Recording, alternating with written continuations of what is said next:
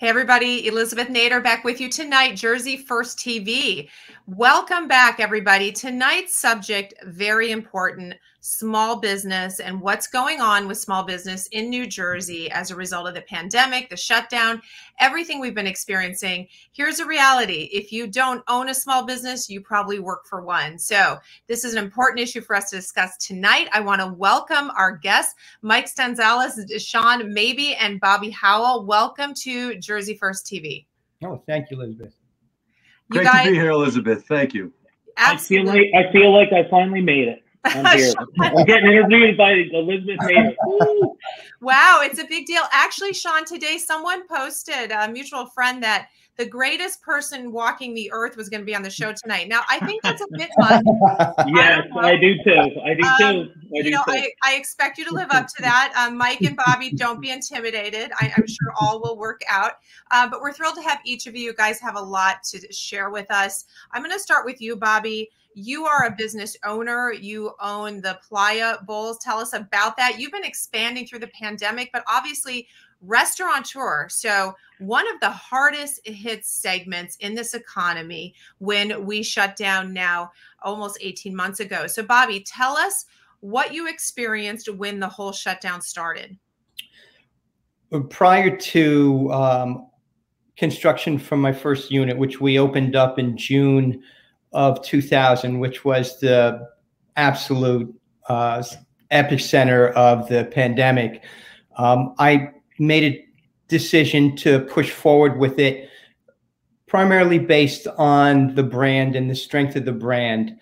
I saw how other franchisees for Playa Balls were managing through the pandemic with third party, just to stay afloat, so to speak. So I pushed forward with it. We did construction, took us about 3 months. We opened the end of June, and it was quite a success. There was a line out the door, down the side. We took all measures, as per the state guidelines. And based on the success of the first business, I realized that the brand was somewhat pandemic resilient. It's really a peculiar situation because I've been a restaurateur. I know what it is to operate a restaurant, fine dine, as well as, executive positions as a chef. And I just can't even imagine what it is like for the restaurateur right now, who has been struggling since last spring to just try and keep the doors open and the lights on. And fortunately, we've been, very blessed with the type of response that we've gotten from the community. The staffing, as much as staffing is so difficult, and I'm sure my other two guests here will speak to that, I'm drawing mostly from high school and college students. It takes on a whole different dynamic. We do have turnover every season when the high school kids graduate and go off to college, and when the high school kids go back to school. So we deal with the turnover on a regular basis, but there's usually always other high school kids or other college kids that live in the area surrounding the businesses that kind of fill that pipeline. So we've been pretty fortunate, really count my blessings. Yeah. And, we're pushing forward. We're looking at our 4th location now. Well, that's awesome. And I think what you highlight is it really depended on the kind of restaurant you had, right? The kind of business you had, whether or not you could survive the shutdown and the measures that were put forth by our governor. Fortunately, your particular restaurant is more of a takeout already, more easier to do. It's not, people aren't going in there for 2-hour dinners. Right. But I do know you have a lot of experience in the industry, and it's been painful to see what's happened. I'm going to come back to you in a little bit to talk to you more about staffing, but Sean, tell us about your businesses, and they're very different than Bobby's, and how you were impacted by the shutdown. Yeah, thanks, Elizabeth. So obviously, I think like anybody going into this, it was coming so fast at you, and you had to make so many different preparations with trying to clean things, trying to do things even more proper. And within the nature of my business, which is portable restrooms and septic, we're already conscious about being clean. It's a dirty job, but as you're working, you have to learn how to work clean and clean yourself, wash your hands, have sanitizer and all those type things.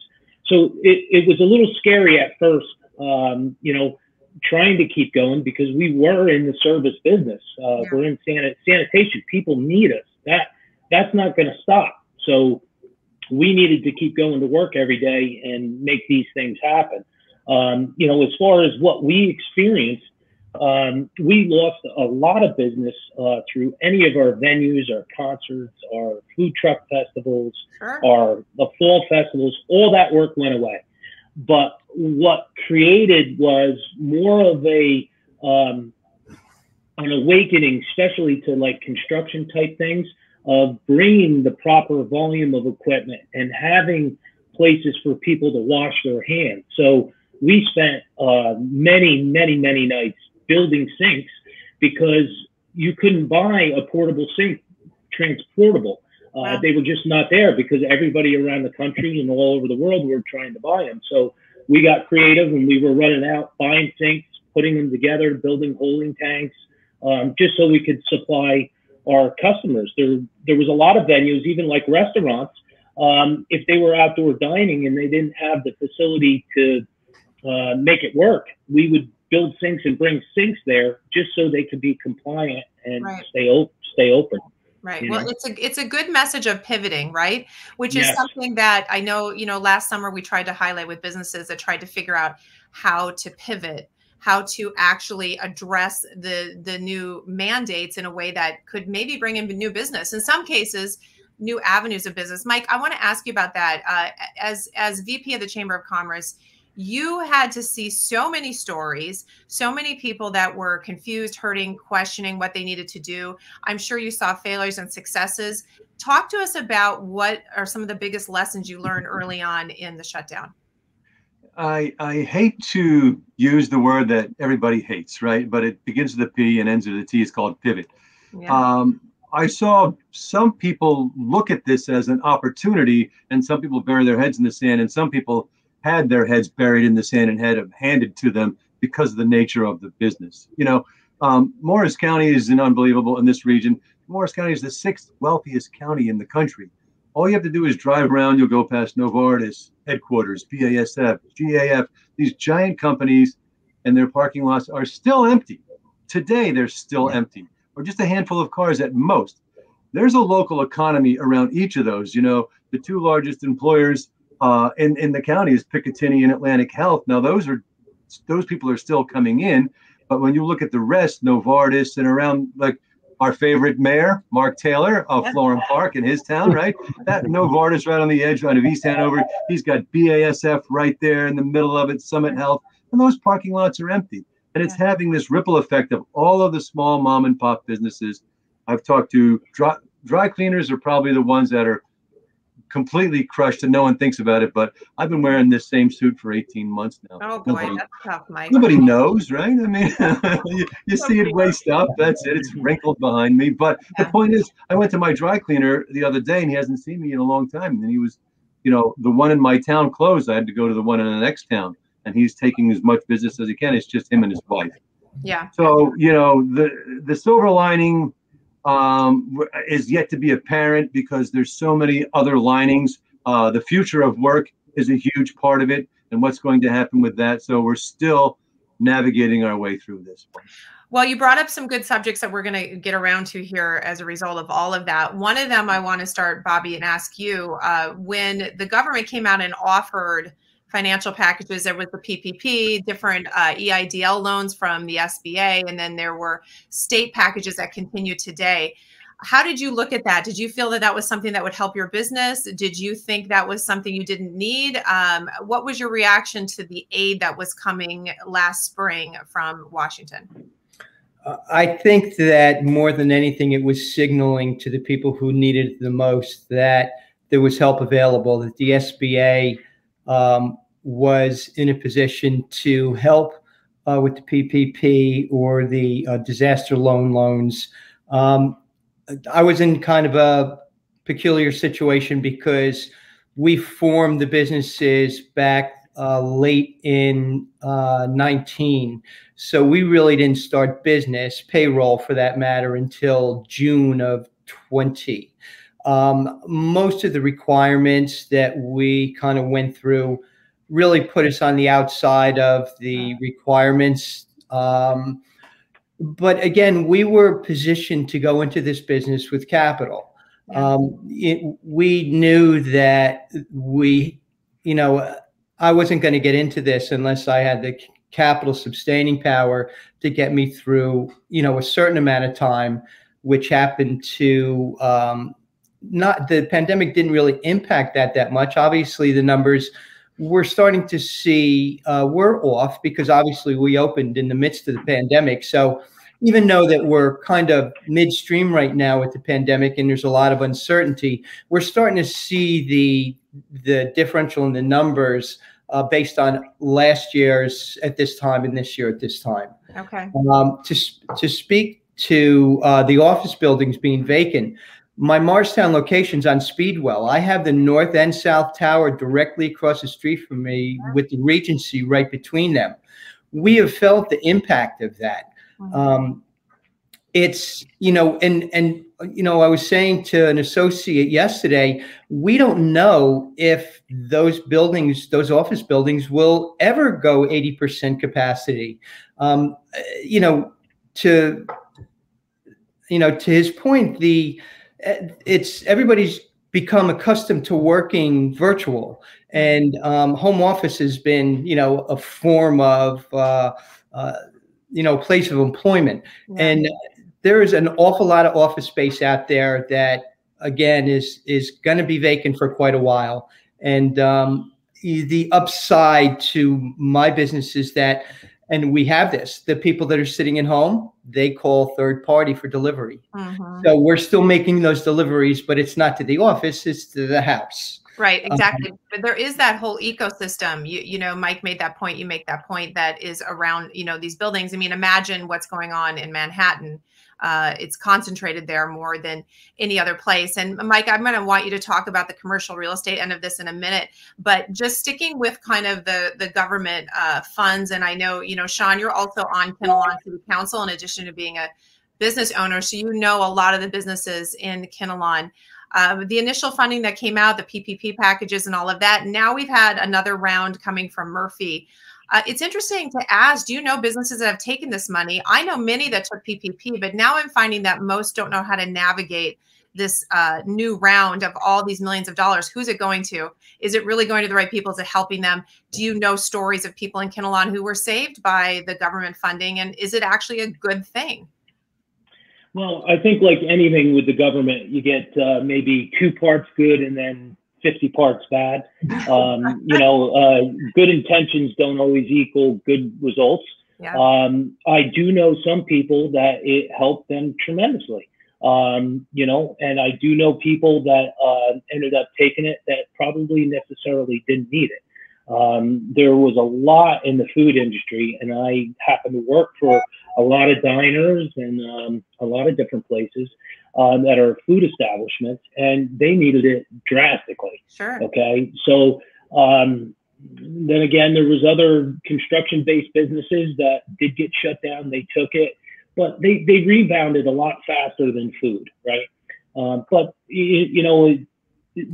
the biggest problem, I think, I guess, is how it's getting distributed. They have a hard enough time sending out Social Security checks and not realizing they're sending them to people that are no longer with us. So it's a little frustrating. I think for me, and I don't care what business it is, whether it's a lawyer's office looking for someone to answer the phones, or a dental hygienist, or a restaurant, or a truck driver, especially truck drivers, because that's my world. People are so hard to come by. Yeah. That is the biggest #1 thing every single business is going to face. That's the pandemic, people. Yeah. And if we continue to pay people to stay home, they will stay home. And services will take longer, services will be cut. And, just the quality of what you used to be able to get and what you get now is two different things. So it is. It's amazing to walk into a restaurant now. It's half full, and they tell you there's a half an hour wait, and you wonder why is that? And we know that people are making $300 and more each week, right, on unemployment. And for these restaurants to compete, they have to find a way to pay them more than that, which of course is not sustainable. So this unemployment issue needs to be addressed. But Mike, I want you can share a lot with all of those things. So first, Mike, in the spring, when this all started a year ago, businesses coming to you saying, how do we get these funds? Probably, right? Not knowing quite how to get them. A lot, I'm sure that you helped. Are you still seeing the need for it? Our businesses are still saying we've got to get help from the government. Well, let's go back to that. The Triple P was a godsend for a lot of businesses. There's no question about it. The SBA stuff was a boondoggle for a lot of businesses. As Sean said, they had a hard time figuring it out. And you go into places like Dover, these downtown businesses, it's a Hispanic community. They were sort of shut out from that. And the EDA was not very helpful for them. So, you know, I'm not confident that the help is on the way for them, although, you know, the counties got their ARPA money, right? The American Rescue Plan Act money, and each county has, you know, several millions of dollars to do different things with. And I think Morris County hopefully will do something with a small business grant program and make the administration of that much easier than the EDA. But, you know, $5,000 or a couple $1,000 as a one-time hit isn't going to sustain you. Bobby mentioned something very important. He was well capitalized prior to the pandemic. And I've noticed that if you were a business living paycheck to paycheck, so to speak, you had a harder time, but those that were capitalized to a certain extent were able to sustain their way through this. Right. Absolutely. That makes all the difference. And you also bring up an important point. The PPP was a simple application. Even the forgiveness of it, they've really simplified. And I've got to give them credit for that. It's rare that we can credit government agencies with simplifying something. But in my working with other companies, I've seen that everything else is complicated. So, you know what, Mike, it's questionable where all this money is going. And you wonder if, in fact, it will get in the right hands and how soon. The urgency is there for some of these companies who were not well capitalized. And really, you know, the restaurant field, they tend to not be, right? They tend to be living more sort of week to week, month to month based on their revenues. Mike, how do you feel about this whole unemployment issue and staffing? Isn't that another pain point that your companies are talking about? It's the biggest pain point that we hear, especially in the service sector. There's no question about it. New Jersey, I think it's $731 a week is the maximum. You get 60% of your salary, plus the $300 kicker gives you over $1,000 a week. I don't think it's a sign of laziness to stay home for $1,000 a week. I think it's just, if you were getting $1,000 a week to go work in a restaurant or stay home for the summer, what would you do, right? So you're right. You go to these restaurants and they're getting crushed. I talk to so many restaurants that are closed on a 1 day a week. Or one guy, it's just me and my brother. That's all we can do. Our dining room is closed. A couple of places, dining room closed. There's a Cracker Barrel right by me, which is a huge destination. People come from New York. They had a lobby full of people, and they turned them all away. And their dining room is huge, and it was practically empty because of this lack of staffing. We tried to do a morning breakfast event with about 100 people recently, and the place we've done it at for years can't get the staff to even take our business in the morning. So they're just, you know, catching up on what they can on weekends with the pent-up demand for weddings. Which is it's a good thing for them, but they're having a hard time getting staff for it. Right. And we not predicting that or not really thinking, you know, around the corner when we're offering really a lot of incentives to stay home. And the other piece that people forget is we had schools shut down all last year, many of them. And if you have a 2-income household or a single mother, you have a situation where someone cannot literally go to work because they have to stay home with their young children who are in virtual school. And so, you know, there are other reasons why people can't reenter the workforce. But here we are sitting with New Jersey having one of the highest levels of unemployment. And yet you see job signs everywhere, don't you? For hire signs everywhere. Bobby, a third of the businesses have closed. They're never reopening again, most likely. How fortunate do you feel that you were not one of them? And are you bullish about the future? Do you feel like you're going to keep expanding, and will you do it differently in case we're in another shutdown situation? I'm an optimist at heart. I am. I know that this is really unknown territory, the pandemic. I mean, I'm 64. I can't remember any time in my life, work or as a business owner, that I've experienced anything like this.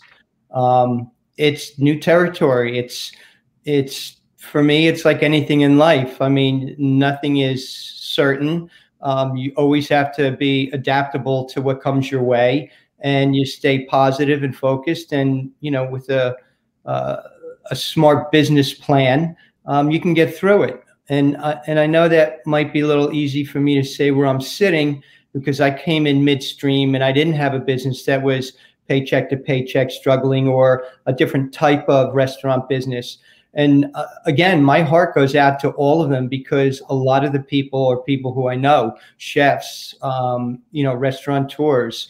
You know, it's a very difficult time. As far as growth goes, I'm going forward. I am pushing forward. I'm taking one day at a time. You know, I'm fortunate to have a good team around me that I think is essential in navigating through whatever comes our way in the near future. But I am pushing forward, and I am optimistic about the future. I am. Awesome. Well, that's great. That's the only way to be, honestly. Sean, when you looked around at your town's response, now I know we have Mike is a mayor, by the way, guys, mayor of Arlington, and we talked about Mayor Taylor in Florham Park. I know he worked hard to help the restaurants to open up dining on the sidewalks. You saw the towns really double down. Mike, I'm sure you worked with these restaurants as well to try to make accommodations in the code and things like that. Sean, when you saw that happening, let's compare that to what was coming out of Trenton. I kind of have a sense of what you're going to say, but I want to know how you feel about the decisions that were made for the shutdown towards businesses from our governor.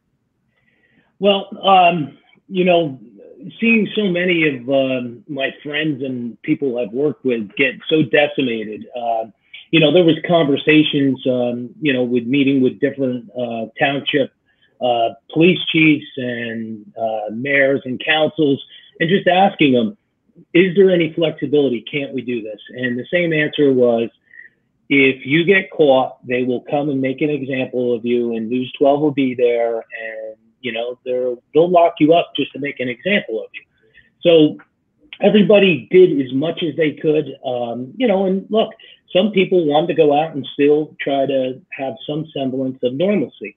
And then there's the other people that, you know, if they didn't see something that the governor said you were supposed to be doing, they would be calling every second. So, you know, I think all in all, the ones that, you know, got the help from the financial part from the government and had a good clientele and still managed to keep people coming in and out. A lot of places adapted in the food world to takeout. Takeout became the standard in how some of these places survived, right? So, you know, I'm worried about what's coming. I'm always have a positive outlook, but you do see, you know, a lot of things going on right now, and it does worry me. A good friend of mine who owns the Pomp and Queen, I was just there today. And, you know, he's really scared because he's like, is this going to happen to me again? Is this going to happen to me again? You know, they lost 75% of their business, and they survived off takeout and things like that. So, you know, we'll see. You know, there is a lot of fear about what mandates may be coming down and what shutdowns. We're starting to see some decisions being made. Mike, how did Mount Arlington deal with their businesses? Were you able to get creative and come up with ways for them to survive and even thrive in the situation? Yeah, we offered all our restaurants the ability to open up on the sidewalks or parking lots. They didn't really take us up on that because they just were doing takeout only, and they had, you know, their dining, their sit-down dining didn't work out for them.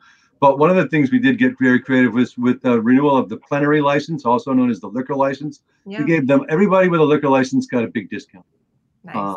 Because some of them were closed. The bars were closed. Why should they pay the full amount for their liquor license? Right, right. So that was an important thing. I felt like I was a cheerleader also for these restaurants. And, I went out and bought something at everyone and then made a video of eating a million different things, but really trying to encourage our residents to shop local and support their local businesses is a key piece of it. Yeah. And we saw people come together and do that in a magnificent way, hoping we don't have to do that again. Mike, the one subject I did want you to talk about was the commercial real estate part of this. Mm-hmm. This is a long-term situation that I don't think we've dealt with yet. And Bobby was saying before, people getting used to working from home, these parking lots are empty. Mike, what are we going to do about this? Where are we a year from now when these companies have decided they're not going back? And we've got commercial building after commercial building, even storefronts empty. What are the landlords going to do? What is the long-term impact? That is a great question. I dropped my crystal ball on the way here and it smashed all over the floor. I will try to work. I'll just try to wing it. But, I think we're at DEFCON 1. I really do. I can't give all the names of the businesses that I talked to about what they're seeing, but one of the larger businesses in the county did a survey of their employees and how many of them wanted to come back and not come back or work a virtual hybrid. 80% chose not to come back. 20% chose to come back. Now, they have a big corporate headquarters here in Morris County. The CEO said, I don't know what I'm going to do with the remaining space. I may have to sublease it. But the next question is, to who will you sublease that to? So you see, we were already overbuilt to a certain extent with office because there was a vacancy rate that was pretty, above nominal before the pandemic.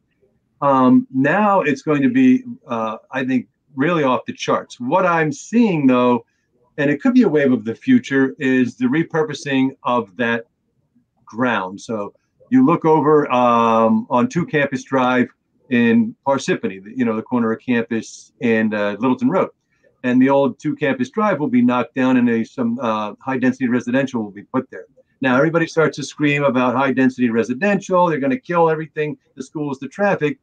You have a choice of repurposing your buildings to something that is useful, that will bring in ratables to help lower taxes, or you let them turn to dinosaurs. You keep raising your taxes. There is a demand for housing. As you all know, a house goes on the market in this area, it's sold in days. That's right. The inventory is really low. So I'm thinking that what we're seeing perhaps will be a reconfiguring of it. The other thing I'd like to see in Morris County is light industrial. So, the industrial base in New Jersey is long gone, but the high-tech light industrial could come back. We have some of the talent. We could, there's a lot of talent in New Jersey. Look at Arconic, which is now Howell. They make high-tech aircraft engine parts over in Dover. You would never know they're there. They employ 800 people with highly skilled manufacturing jobs. So those are the two things I can imagine happening with all the empty office spaces, repurposing them. Yeah, well, listen, it's a challenge for you at the chamber and a lot for you guys to do and to help with. And I do think we're going to be pivoting. I see Morristown in itself creating these mixed use buildings, right? With the residential on top and the storefront below. No longer are we going to see these big commercial buildings being built, perhaps. So it's going to be interesting to see how we handle all of that and how it changes the way that we live. Overall, we do have people who are resilient, thank God, right? And we are as a people, and we will find our way back. Entrepreneurs have a way of doing that. So it's hard to see some of these businesses close, but I know, Mike, that your organization has been trying hard to help people, and all of us have a heart towards these entrepreneurs, and we all want to help. So we will all say as a group, let's hope we're not seeing another shutdown. Let's hope that we continue on the path to recovery. Just as a last thing, Bobby, do you want to say anything to the audience just about your business or about the future, just as a last moment? What I will say is that I think we'll all get through this collectively. To Mike's point, the Chamber of Commerce, all the work that they're putting into this to help businesses, help the office buildings. I mean, all the above. To Sean, growing businesses sustaining in your sector, very difficult. But, I sense that, you've got a lot of steam in you, and you're going to push forward, and I'm sure you're going to get through and continue to grow your business. Regarding Pliables, the brand, it's very hot right now. I feel very fortunate that I involved myself in in this sector of the restaurant business. It's somewhat economy and pandemic resilient, if there's anything possible. So we'll continue to push forward and work with the community to try and grow. It's interesting when you say that, because choosing a business, when some entrepreneurs actually say, what business do I want to be in? There's a thought process now, isn't there? Is this pandemic survivable, right? Is this a good business to be in this kind of situation? And by the way, Bobby, I have to tell you, a lot of my money is in your Florham Park. Oh, thank you. It's very well. You can thank my daughter, but we welcome your business. Thank you. Absolutely. Sean, give us the last word on small businesses, New Jersey, and the future. Yeah, to your point, I often said this to even my employees: our business is COVID proof to a point, just because of the nature of what we do. Everybody doesn't stop going, so they need us to keep coming. So yeah, that's a part of it. Realistically, like with small business, knowing where I was 7 years ago, getting to the point where we were prior to the pandemic, and then getting through it, and still being able to change angles and do different things, and open up other venues. It definitely is about not giving up, working, putting all the hard work in, and surrounding yourself with good people. It's not easy, but you have to make sure you find good people that have your best interest and your customers' best interest at heart. And when you assemble a great team, you can get through anything. Absolutely. Mike, small business is really everything to this country. It's what we're built on. Do you think every small business can find a way to become COVID proof? Maybe that's a good thing we all try to do, to understand how to react and deal with future challenges. Do you think it's possible? It's going to have to be possible, and shutting down is not the answer. We can look at New York City and what they did yesterday. That's going to crush so many businesses. Yeah. We can't go down that route. I think we're on the path to recovery. We have to be careful that we don't drive ourselves into hysteria. We need to be careful and safe, but we don't need to be hysterical about it. Common sense measures will prevail. And Bobby and Sean and Elizabeth, you guys are also positive, bringing that positive message out there to our residents in this region is what we need to do to make sure that we don't go back to where we were during the height of the pandemic. Bobby, I love the Playa Bowls. Elizabeth, you're so right. Yeah, and Sean, nothing better than a clean porta potty too. So you guys are both exactly on the right track. Our logo is the cleanest seat in town. So there you go. Very good businesses. They have nothing to do with each other. However, they're both very solid. But Mike, I'm going to just repeat what you said. We don't need another shutdown. No way. I think that's important. I think we need to underscore what you just said. You've seen a lot. We're all business owners on this call. You've seen so much, Mike, in all the businesses that you work with. And the truth is that's not the answer. We're all smart people. We can come up with a lot of other ways to deal with a crisis. Shutting down, no longer an answer. So that's music to my ears and all of our listeners. Mike, please keep saying that, shouting that from the rooftop of the chamber to anyone who would hear you in Trenton, right? Or at least that one guy, maybe that one guy that needs to hear you. You know who he is. Yes. Guys, thank you so much for each of you coming on. I wish you all incredible success. Mike and Sean, thank you for serving your communities as well. We really appreciate that. And Bobby, we will be seeing you again and again and again. All right. Jersey first. All right, guys. Thank you so much to my audience. We'll see you next week. Sean. Sign the pledge. Sign the pledge. Thank you, Sean. Sign the pledge. Go to jerseyfirst.org. Sean's got to help me do my job better. Sign the pledge that puts Jersey first, and it will put small businesses first and families first and communities first. Okay, guys, thank you so much. We'll see you next week. Thank you. Bye. Thank you.